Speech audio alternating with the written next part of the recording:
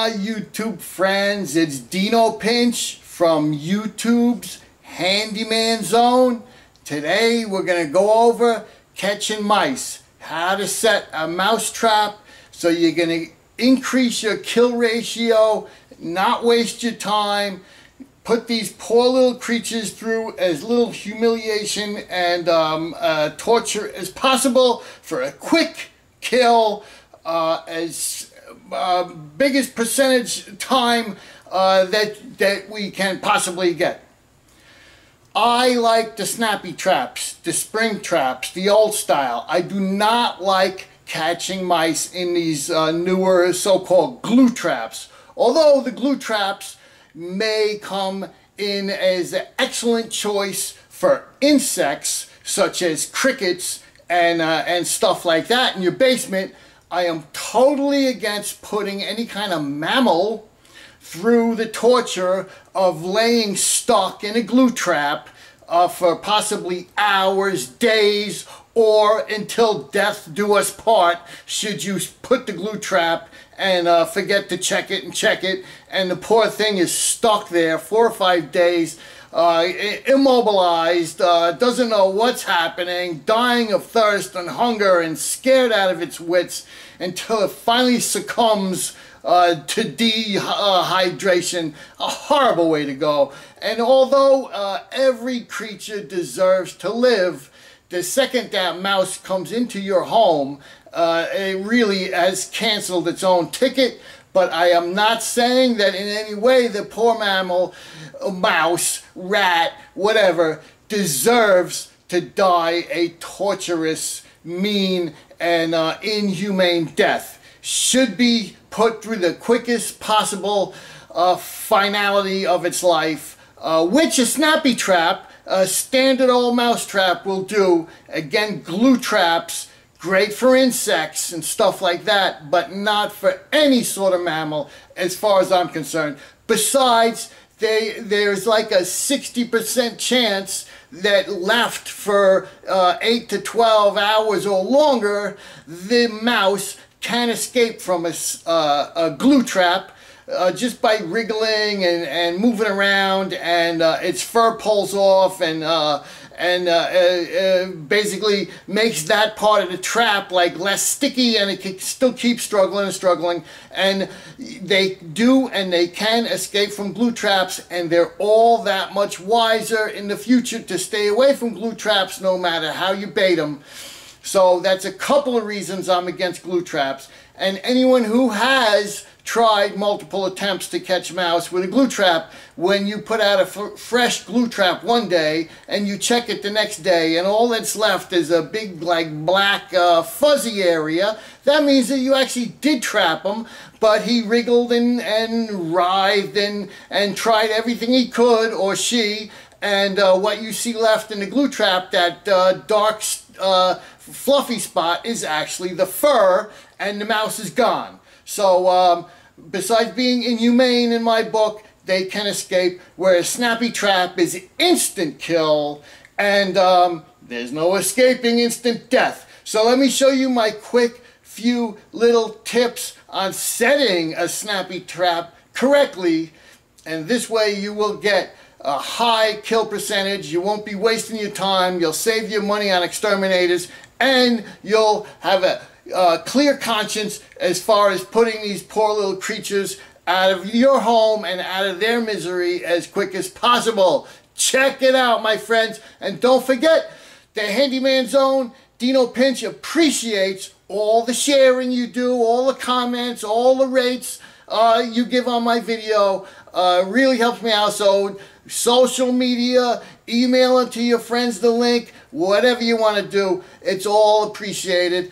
Over 5,000 subscribers at this point, and I thank each and every one of you.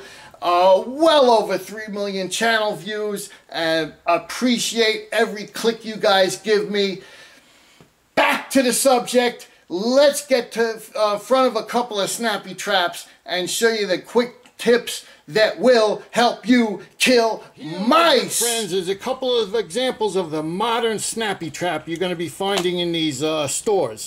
One of them has a plastic trigger and the other is the old standard metal trigger here. You may want to put on some latex examination gloves when you're messing with these things. I mean, some people would like take a plastic bag and put their hand in it, pick up them out, and then pull and have it in the plastic bag. All right, that's all well and good, but you still got to get pretty close to the dead mouse.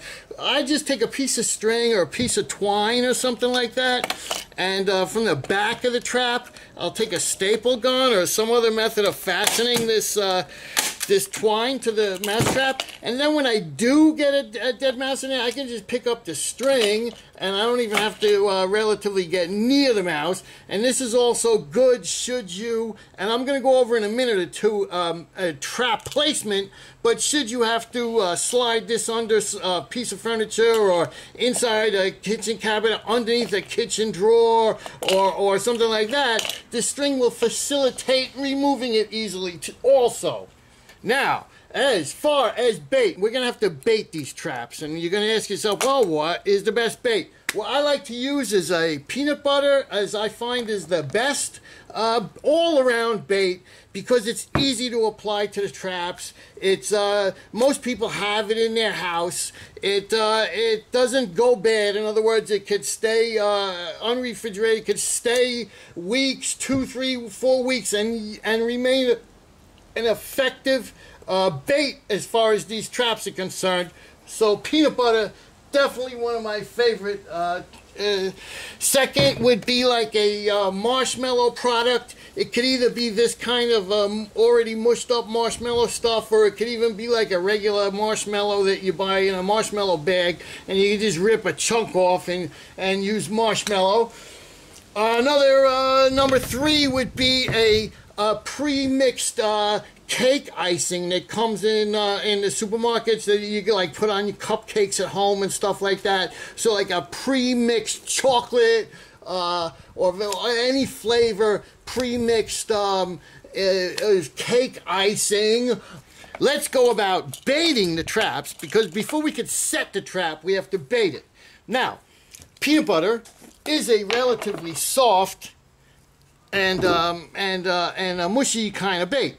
And even if you are using like the marshmallow or even anything, if you just put it right, like this is the bait tab here on the trap, and then the plastic one, that would be the bait tab. You could bait the tab and you can set the trap, but, and I have seen this maybe like 20% of the time. The mouse is very small. They're very gentle, and they, something like this peanut butter, they're not going to chew and pull and gnaw at. What they're going to do is they're going to come in here with their little tongue, and they're going to eat all of this peanut butter, and they're not even going to set the trap off. So to work around that problem, Dino Pinch in the Handyman Zone has come up with this little tip. Alrighty friends, and this is my big tip here. So this is the bait tab, and this style trap, this yellow is the bait tab. And as I said, you can bait this all you want, and a lot of times, 20-30% of the time, the mouse or mice will actually come in here and just lick, and they will get all a whole dinner, breakfast, lunch, and dinner, and not even set off the trap. So my little workaround for that is just simply taking a piece of cloth, like in this case this is an old t-shirt, okay, and I have cut a kind of like a little square on this one, or you could also use a little longer strip, and I'm going to use this for demonstration purposes. And if you look at the side of the bait trap thing here, and let me see if I can clear this one out, because I've jammed it up with peanut butter and I just want to show you guys. Okay, so they've actually looped this metal around, okay? They've looped the metal around and left a little notch in the middle. So what I will do is I'll come in here with like it could even be a piece of string or twine or something like that, and I'll take it and I'll just kind of work it into that loop, okay? So you see that, right? I got it worked into the loop. And then, if you didn't have a long piece like this, you can actually just come in here with a with a little pair of pliers or something and just nip that little loop closed. Okay, so I'll actually just like squeeze it a little bit and lock it in there. Or in this case, it's a little longer piece. I can actually just come in here and just give a little over knot there. Okay, trim that fabric carefully, because this is a razor knife. I will just trim it, and basically what I want is just a little fabric on my bait trigger there. I don't want too much.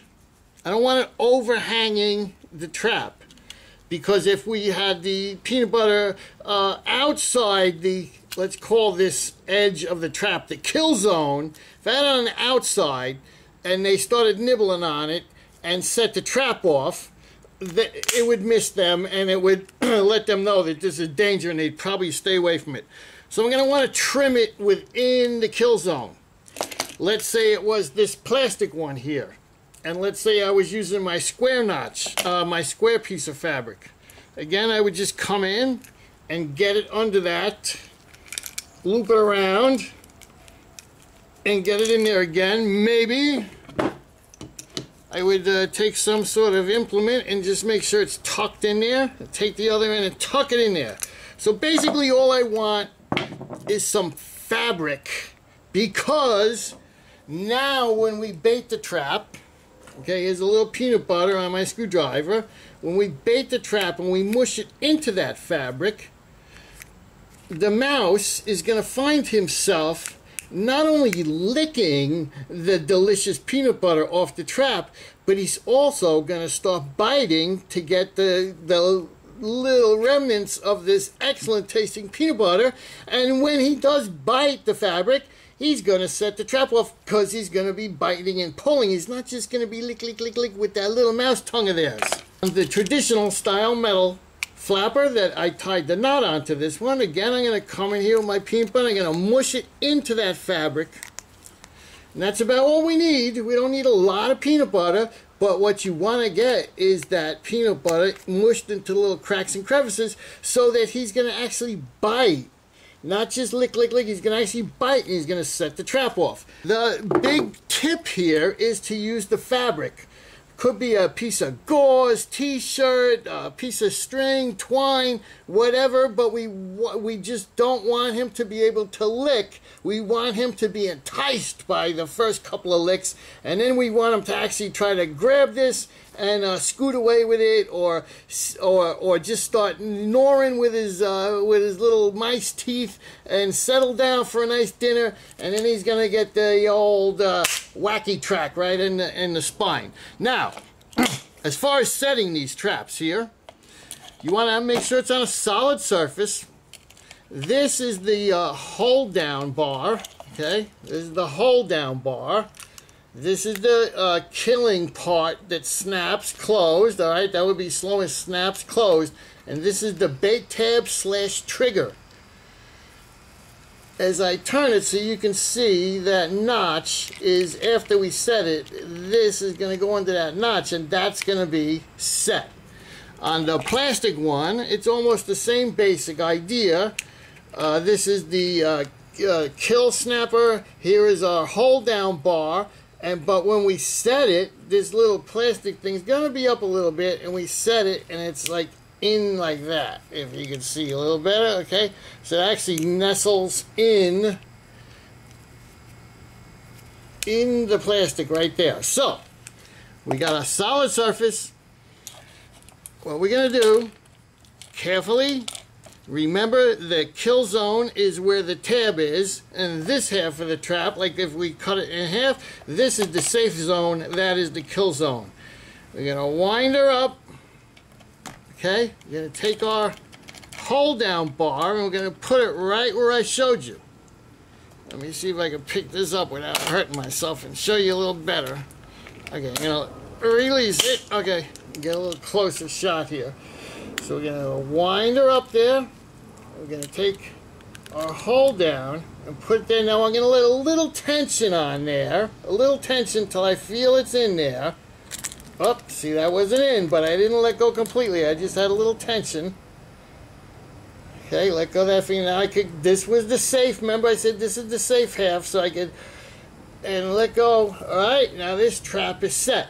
Any little movement or any jarring of any kind is going to set it off at this point, so you got to be really careful. I mean, just like something like that would set it off, so you don't want your fingers in the wrong spot. So again, we're going to wind her up, we're going to take it, and we're going to notch it under our little notch there. If you can get your little better angle on that. Okay, a little tension on it, and see, it wasn't set, but a little tension, and feel that it's good. Okay, going to set this aside gently. If you're gentle, it's not going to go off. But be prepared, because any movement could set it off. And we're going to go to our plastic one.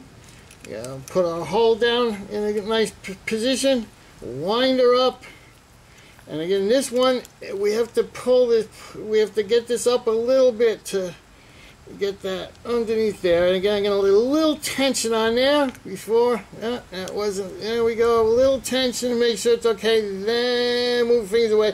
Okay, this guy is set. So we got 2 mice traps set to go at this point.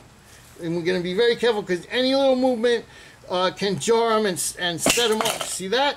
Okay, so you even just putting it down and sliding in a position, it could go off. Don't get frustrated, and keeping your fingers in the safe zone, you'll be all right. Even if you set it off 10 times before you get it in the right spot. Okay, a little tension. Okay, great. And see, carefully put it down until we're ready to position it. Now, as long as I'm setting this and we've gone over that, let me just tell you about positioning the trap. Mice will never run across a room. They always run along the walls or along whatever.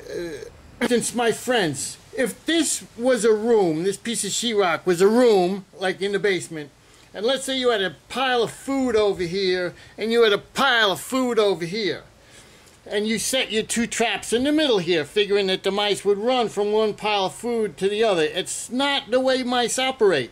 As I told you before, they like to run along walls. So if this mouse was here and he wanted to get over to there, he would run along the wall and get to that other stack. So this would be bad trap placement. If, on the other hand, I had taken my traps and put it up against the wall, and not this way against the wall with the safe zone against the wall, but if I had placed it with the kill zone against the wall, that would be better placement than straight the shortest distance. It would be along the wall, and it would be a better position. Now, this would be even a better position if you got in the wall, against the wall and against the object with the kill zone. That would be great placement there. And I would feel very comfortable leaving traps set such as this. Another thing you want to watch out for is put the traps where you see the mice. You might never actually see the mice, but you might see the mice droppings. In other words, the mice doo-doo, the crap. It looks like little black seeds, mouse crap. Everyone knows what mouse crap looks like. So put the traps where you see the mice crap. If you see it under your kitchen sink, or in the back of a kitchen cabinet drawer, or down in the basement along the edges of the walls, or by an entrance or exit door in the basement, wherever you see the mouse crap is where you're going to want to put the traps. If you buy like a 6-pack of traps and you only see mouse crap in one spot, of course you're going to bait a trap and put it in one spot, and then you're going to use your head and say, hey, Dino the Handyman from YouTube's The Handyman Zone channel says that mice like to run along walls.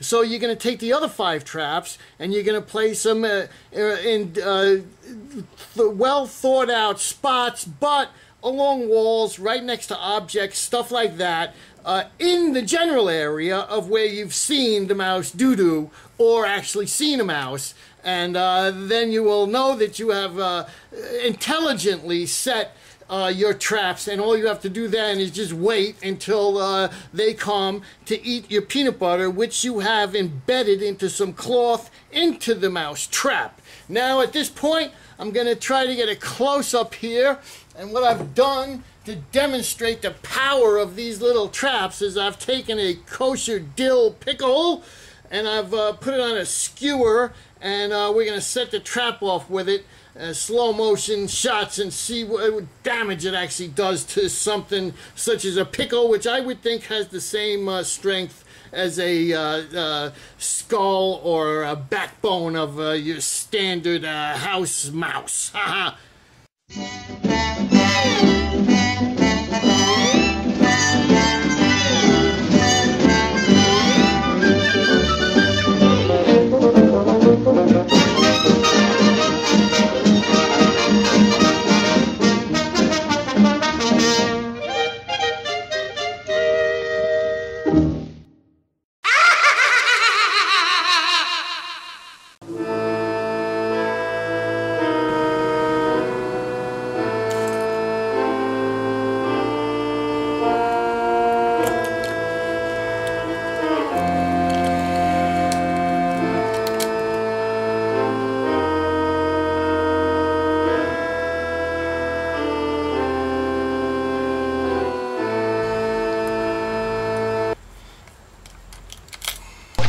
Go ahead.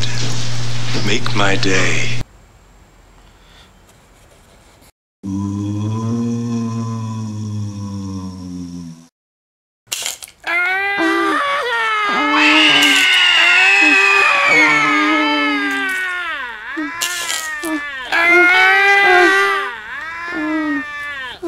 My friends, you know I'm always very well intentioned, and I want to teach you guys everything I know. And you know, although I like to pride myself on the fact that my videos show you the nitty gritty, you know, I don't like make everything look perfect and use editing techniques when I'm assembling things or repairing things and making myself look perfect for everybody, that I do the perfect repair jobs at every 100% of the time.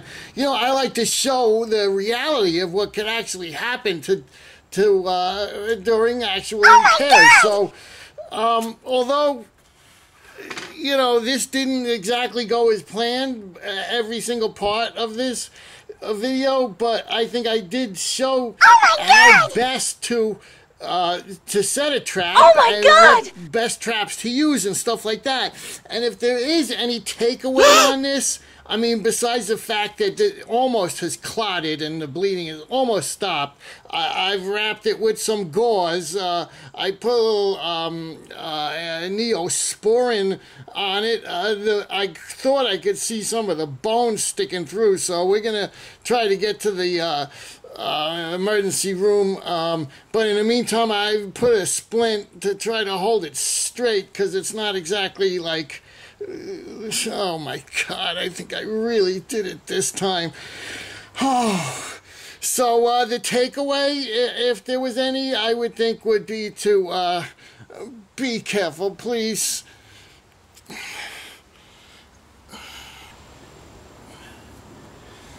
So as I stand here, video almost complete, waiting for my 18-year-old son to get off freaking Facebook and drive me over to St. Francis Hospital over there. Thanks for watching. Don't forget to share, I mean, social media, and anybody who has mice problems or anything like that.